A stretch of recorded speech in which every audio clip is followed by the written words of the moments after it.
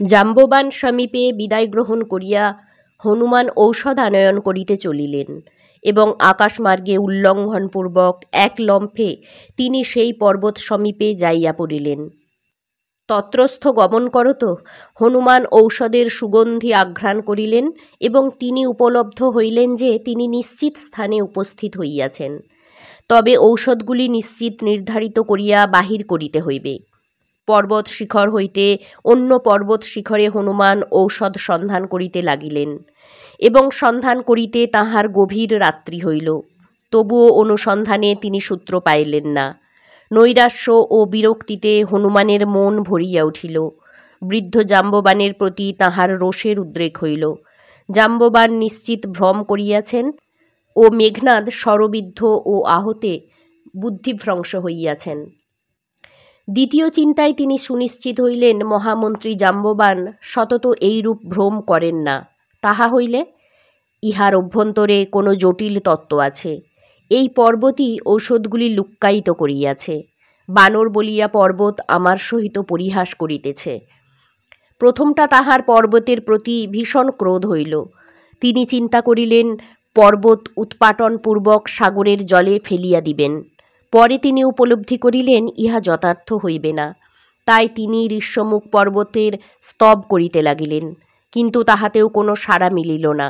তখন ভীষণ ক্রোধান্বিত হইয়া পর্বতকে কটু বাক্য বলিতে লাগিলেন এবং শুধু তাহাই নহে, তিনি তাহাকে টানিতে লাগিলেন।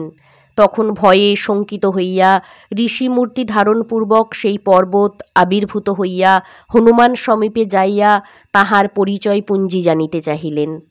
হনুমান পরিচয় জ্ঞাপন করিলেন এবং তাহার পর সমস্ত সমাচার বলিলেন।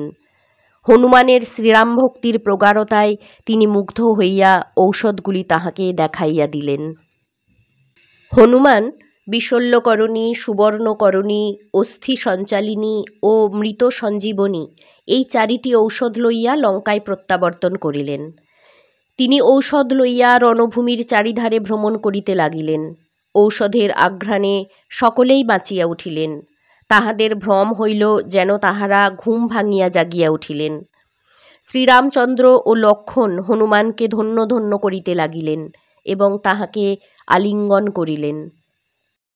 পুনরায় কপিসৈন্যদিগের মধ্যে রাম জয় ধ্বনি উঠিল। লঙ্কারাজ রাবণ কপিদের জয়ধ্বনি শ্রবণ করিয়া বড়ই চিন্তিত হইলেন এবং মনে মনে ভাবিতে লাগিলেন যে প্রচণ্ড দানবিক শক্তি দ্বারা চিরকাল জয়লাভ হয় না।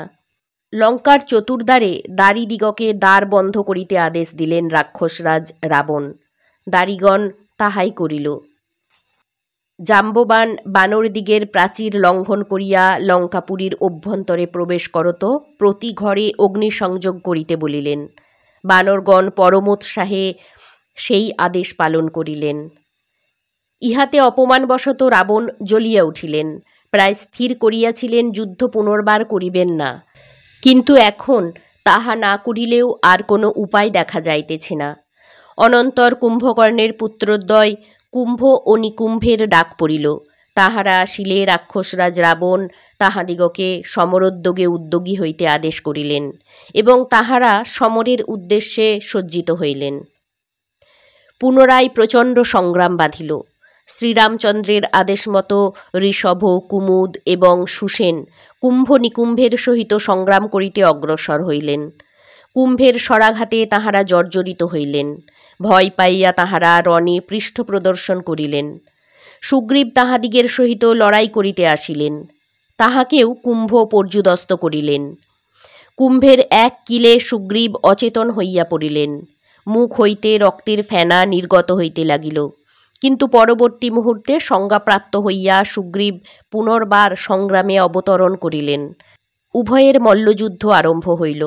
যুদ্ধ করিতে করিতে সুগ্রীব একটি গজের দন্তদ্বয় উৎপাটনপূর্বক কুম্ভকে ভীষণ প্রহার করিয়া পর্যুদস্ত করিয়া ফেলিলেন এবং তৎপরে আছড়াইয়া কুম্ভকে নিপাতিত করিলেন। এই ব্যাপারে নিকুম্ভের নিদারুণ রোষ হইল এবং সেই রোষাগ্নির অভিব্যক্তিস্বরূপ নিকুম্ভ সুগ্রীবের নিকটস্থ হইলেন এবং নিকটস্থ হইয়া তিনি পর্বত সদৃশ মুষল আবর্তন করিতে লাগিলেন ইহা দর্শনমাত্র সুগ্রীব ভীত সন্ত্রস্ত হইয়া পড়িলেন। তিনি সেই স্থান হইতে পলায়ন করিলেন। অনন্তর হনুমান নিকুম্ভের সঙ্গে যুদ্ধে প্রবৃত্ত হইলেন। যুদ্ধার্থী যুগলের মধ্যে প্রথমে কুবাক্য বিনিময় এবং তৎপরে প্রবল সংগ্রাম আরম্ভ হইল। এক সুযোগে নিকুম্ভ হনুমানকে একটি কিল মারিলেন।